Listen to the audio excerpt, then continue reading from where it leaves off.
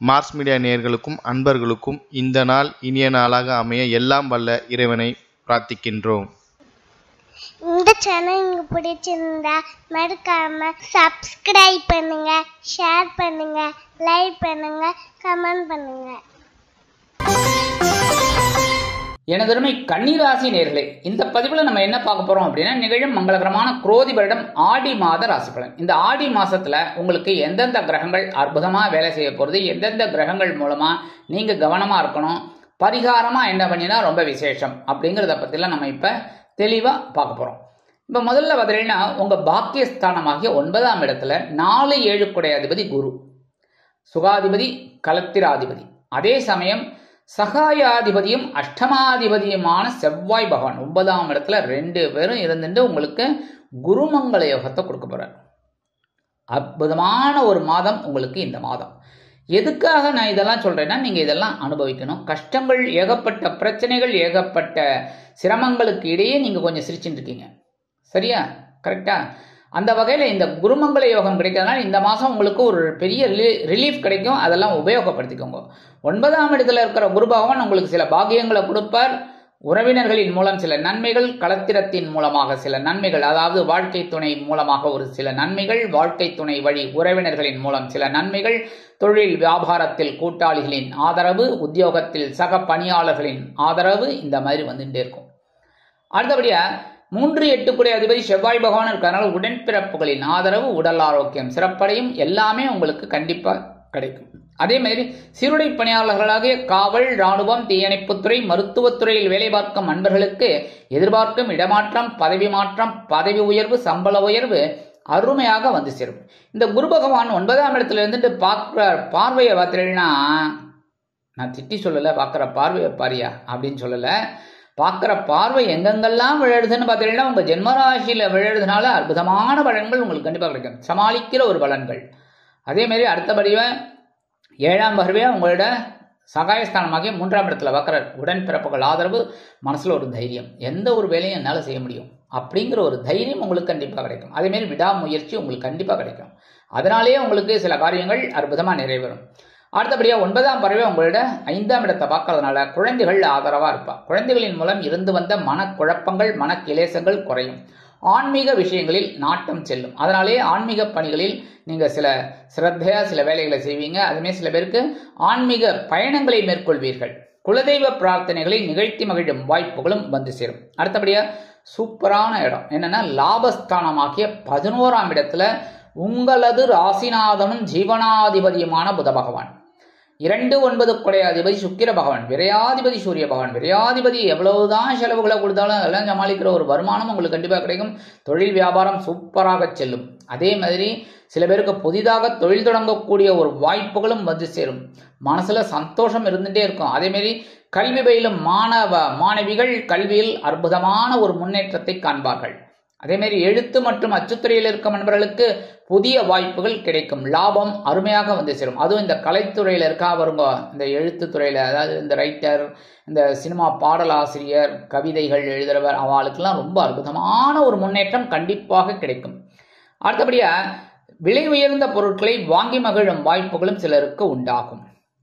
தொழிலை அபிவிருத்தி செய்யக்கூடிய ஒரு வாய்ப்புகள் அவங்களுக்கு கிடைக்கும். எப்படின்னா, இந்த தொழில் வியாபாரத்தில் இருக்கிறவங்களுக்கு ஒரு பெரிய முதலீடை போட்டு கொஞ்சம் பெரிய லெவலில் பண்ணலாமா அப்படிங்கிற ஒரு சிந்தனை எல்லாம் கிடைக்கும். அந்த சிந்தனையின் மூலம் வாழ்க்கையில் புதிய புதிய விஷயங்களை நீங்கள் கற்றுப்பீங்க.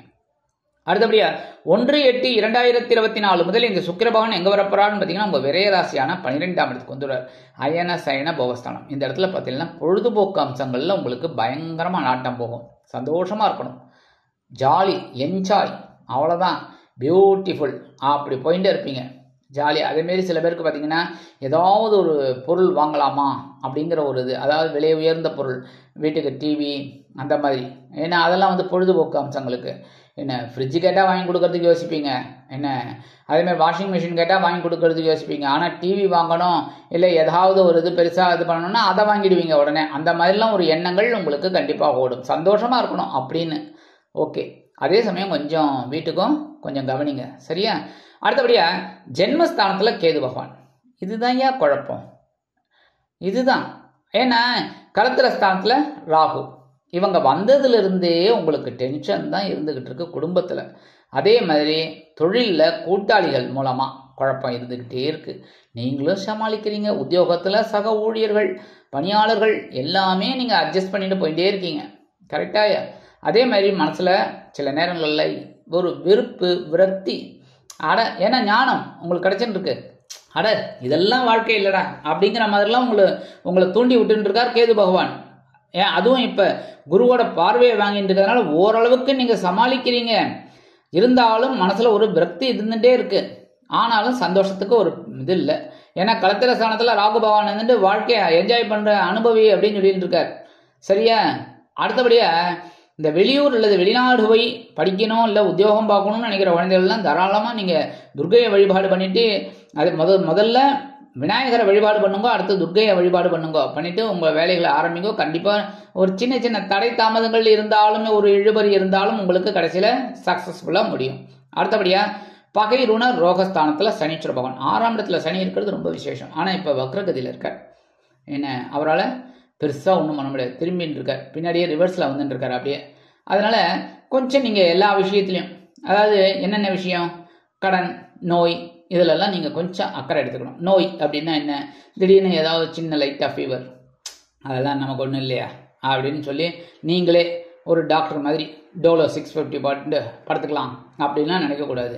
சரியா? ஒரு நாள் பார்க்கணும், 2 நாள் பார்க்கணும். ரொம்ப இதாக இருந்ததுன்னா டாக்டர்கிட்ட போயிட்டு வரணும். சரியா? ஏன்னா அதுக்கு அந்த இது படிச்சிருக்காங்க. அங்கே போயிட்டு ஒரு இன்ஜெக்ஷன் போட்டு வந்தால் சரியாயிடும்.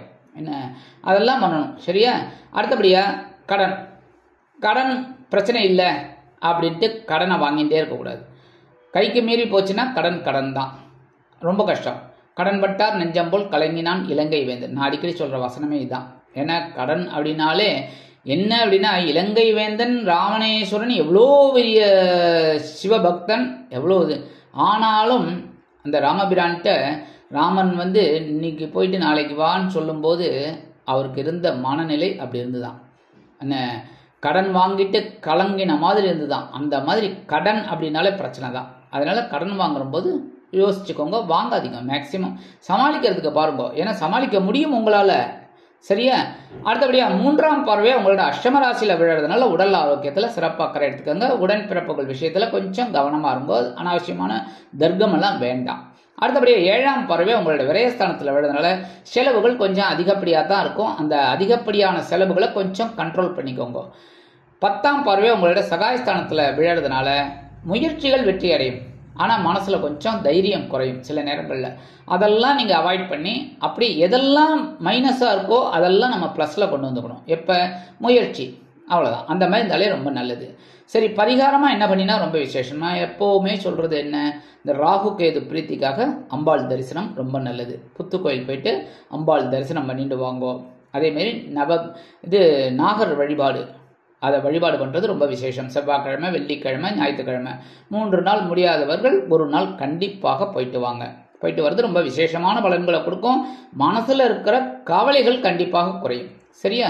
அடுத்தபடியாக நவகிரகங்களில் உள்ள சனீஸ்வர பகவானுக்கு சனிக்கிழமைகளில் எரிதீபம் ஏற்றி வழிபாடு பண்ணுங்கோ.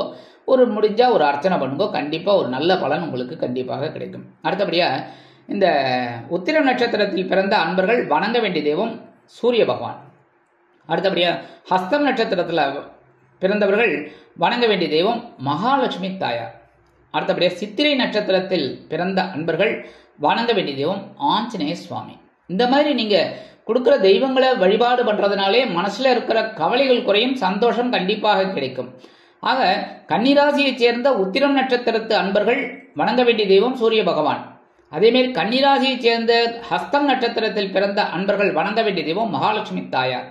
கன்னிராசியில் பிறந்த சித்திரை நட்சத்திரத்தில் பிறந்த அன்பர்கள் வணங்க வேண்டிய தெய்வம் ஆஞ்சநேய சுவாமி. இந்த மாதிரி வணங்குறதுனால உங்களுக்கு மனசில் இருக்கிற கவலைகள் குறையும். அடுத்தபடியாக பரிகாரமாக நான் சொன்ன அந்த புற்றுக்கோயில் சனீஸ்வர பகவான் வழிபாடு பண்ணுறதுனாலே இந்த குரோதி வருடம் ஆடி மாதம் உங்களுக்கு அற்புதமான ஏற்றம் தரும், மாற்றம் தரும், இனிமைகளை அள்ளித்தரும் மாதமாக அமையும் என்று கூறி விடைபெறுகிறேன். நன்றி, வணக்கம். மீண்டும் ஒரு அருமையான பதிவில் நான் உங்களை மனமகிழ்ச்சியோடு சந்திக்கிறேன். வாழ்த்துக்கள்.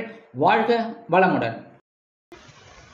இந்த சேனல் உங்களுக்கு பிடிச்சிருந்தா மறக்காம சப்ஸ்கிரைப் பண்ணுங்க, லைக் பண்ணுங்க, ஷேர் பண்ணுங்க.